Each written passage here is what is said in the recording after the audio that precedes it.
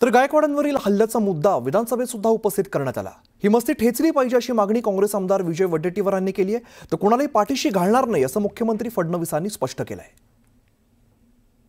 हे जे काही दोषी आहेत त्या सर्वांवर कडक कारवाई झाली पाहिजे। अटक केली पण त्यांचा उद्देश त्यांना मारून टाकण्याचा होता, खून करण्याचा होता। आणि ज्या पद्धतीने यांना कायदा हातात घेण्याचं यांनी काम केलेलं आहे, म्हणजे कायदा यांच्यासाठी काही नाही अशा प्रकारचा आविर्भाव आणि मस्ती जी आहे ती ठेचली गेली पाहिजे। अध्यक्ष महोदय, हा जो विचार आहे की खरं म्हणजे अशा पद्धतीनं मागेही काही घटना घडल्यात की जो व्यक्ती एक निर्भीडपणे काम करतो त्याच्यावर अशा पद्धतीचे हल्ले सातत्याने या राज्यामध्ये झालेले आहेत। म्हणून आपल्याला विनंती आहे की हा जीवघेणा हल्ला करणारे जे काही आहेत त्यांच्यावर या ठिकाणी स्थानिक पोलिसांचं का दुर्लक्ष झालं। मी स्वतः या प्रकरणाची पूर्ण माहिती घेतली। ही वस्तुस्थिती आहे की त्या ठिकाणी हे जे काही आरोपी आहेत त्यांनी अशा प्रकारचा हल्ला केला आणि तुम्ही संभाजी नाव का ठेवलं आणि छत्रपती संभाजी नाव का नाही ठेवलं असा काहीतरी वाद तयार करून त्यांच्यावर शाई फेकली। पोलीस तातडीनं त्या ठिकाणी पोहोचले। पोलिसांनी श्री गायकवाडांना ही विनंती केली की आपण या संदर्भात फिर्याद द्या। ते फिर्याद द्यायला तयार नव्हतं, तरी पोलिसांनी फिर्याद घेतली। फिर्याद घेऊन त्या ठिकाणी तात्काळ जे काही आरोपी आहेत त्यांना अटक करण्यात आलेली आहे। अद्यापही आरोपी पोलिसांच्याच ताब्यामध्ये आहे, कुठलेही त्यांना त्या ठिकाणी सोडण्यात आलेलं नाही। यामध्ये जी काही घटना घडलेली आहे त्यानुरूप जी काही शिक्षा करावी लागते किंवा त्या संदर्भात जे काही कलम लावावे लागतात ते कलम लावून या संदर्भात योग्य ती कारवाई केली जाईल। दरम्यान प्रवीण गायकवाड यांच्यावरती करण्यात आलेल्या शाईफेकीशी भाजपाचा काही संबंध नाही। या संपूर्ण प्रकाराशी पोलिसांनी चौकशी करावी असं महसूल मंत्री चंद्रशेखर बावनकुळेंनी स्पष्ट केलंय। काटे भाजपाचा कार्यकर्ता असला तरी सुद्धा त्याच्यावरती कारवाई झाली पाहिजे असंही त्यांनी सांगितलंय। प्रवीण गायकवाड यांच्या हल्ल्याचा भारतीय जनता पार्टीचा काही संबंध नाही आणि आम्हाला अशा खालच्या लेवलच्या कृत्य करणे हे भाजपच्या रक्तात नाही। परंतु दीपक काटे यांनी प्रवीण गायकवाड यांच्याबद्दल व त्यांना त्या ठिकाणी शाई फेकणे किंवा वंगण फेकणे वगैरे जे काही घटना केली आहे ही चुकीची आहे।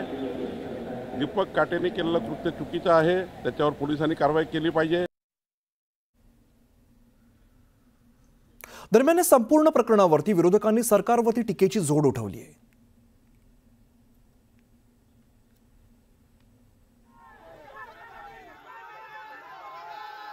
या दीपक काटेली या भाजपच्या कार्यकर्त्यांनी पदाधिकाऱ्यांनी प्रवीण दादांना परत एकदा रस्त्यावर आणलं। परत कुठेतरी त्यांना कदाचित आपल्याला म्हणावं लागेल हा त्यांना मारण्याचा कट होता। आम्हाला असंही कळतंय की त्या दीपक काटेकडे बंदूक होती, पिस्तूल होता। खरं काय हे लोकांसमोर तिथं आलं पाहिजे। आणि प्रवीण दादा गायकवाडांवर जो मारण्याचा कट होता नाही तर मारण्याचा प्रयत्न त्या ठिकाणी त्यांना झाला, त्यांचा विचार हा संपवण्याचा प्रयत्न जो झाला, त्या दीपक काटेवर एक कडक कारवाई लवकरात लवकर करणं तितकंच महत्त्वाचं आहे।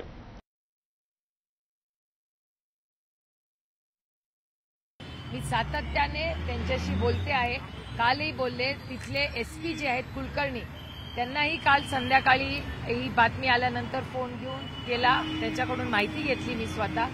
आणि आपण आता अपेक्षा करूया की त्यांना न्याय मिळेल। अशा कुठल्याही कृतीचं मी जाहीर निषेध करते आणि असं करून ज्याची गुन्हेगारी पार्श्वभूमी आहे ह्याच्यावर अजूनही ऍक्शन होत नाही हे धक्कादायक आहे आणि सुसंस्कृत महाराष्ट्राला लाजवणार आहे। प्रवीण गायकवाड यांच्यावरती हल्ला जो झाला, ज्या पद्धतीने हल्ला झाला, हे भारतीय जनता पक्षानं पोचलेले डावे होते। आता जनसुरक्षा कायदा तुम्ही लावणार आहात का या लोकांवर? महाराष्ट्रात कुठेही कोणीही कोणाला मारतोय, धरतोय, सामाजिक कार्यकर्त्याला, राजकीय कार्यकर्त्याला, बाहेर फिरायला कार्यकर्त्यांना भीती वाटते राजकीय। या भाजपच्या गुंड टोळ्या कधी कोणावरती हल्ला करतील याचा भरोसा नाही। त्या महाराष्ट्राचं गुंडा राष्ट्र करून टाकलंय फडणवीसांच्या राज्यामध्ये. तर संभाजी ब्रिगेडच्या प्रवीण गायकवाडांना काळं फासल्याच्या घटनेनंतर वातावरण चांगलंच तापलंय आणि या घटनेनंतर मराठा संघटना आक्रमक झालेल्या आहेत. पुण्यामध्ये संभाजी ब्रिगेड, मराठा सेवा संघ, मराठा क्रांती मोर्चाची बैठक पार पडली आणि या बैठकीमध्ये गायकवाडांवरील हल्ल्याचा निषेधार्थ पुढील रणनीती ठरवण्यात आली आहे. सुरुवात तुम्ही केली, शेवट आम्ही करू असा इशारा या बैठकीमधून संभाजी ब्रिगेडकडून देण्यात आला आहे. तर संभाजी ब्रिगेडच्या प्रवीण गायकवाड यांना काळं फासण्यात आलं आणि या घटनेनंतर आपण बघितलं वातावरण चांगलंच तापलेलं आहे. राजकीय प्रतिक्रिया सुद्धा त्यावरती उमटत आहेत आणि या घटनेनंतर आता मराठा संघटना या आक्रमक झाल्याचं दिसत आहे. पुण्यामध्येच संभाजी ब्रिगेड असेल किंवा मराठा सेवा संघ, मराठा क्रांती मोर्चा या सगळ्यांची एकत्रित बैठक पार पडली आणि या बैठकीमध्ये गायकवाडांवरील हल्ल्याच्या निषेधार्थ पुढील रणनीती ठरवण्यात आलेली आहे. यामध्ये इशारा सुद्धा दिलाय की सुरुवात तुम्ही केली, शेवट आम्ही करू अशा पद्धतीचा इशारा या बैठकीमधून देण्यात आलेला आहे.